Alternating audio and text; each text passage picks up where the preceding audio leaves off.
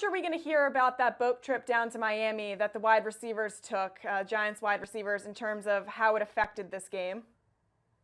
I think the tabloid headlines today will give you a good idea that we're going to hear about this ad nauseum for the next 4 to 5 months here in the offseason, especially where I am in the New York area. But I think the Post had shipwrecked as their headline today on the cover.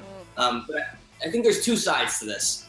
One is that when you're Odell Beckham and you're the face of the franchise and one of the best receivers in the league and one of the most exciting talents in the league, going into your first playoff game of your career, the optics, and I hate the word optics, but in this sense, it's the only word you can use. The optics were not good to go to Miami and get photographed on a party boat, especially when you're wearing Timbs and long pants. So it's inviting, not even just criticism, but jokes and memes and sad Jordan faces, crying Jordans. But so the optics weren't that good, but I agree with Odell. I don't think it had any bearing on the game. It was 6 days earlier. There's no way that partying 6 days earlier had an effect on why he had a bad game.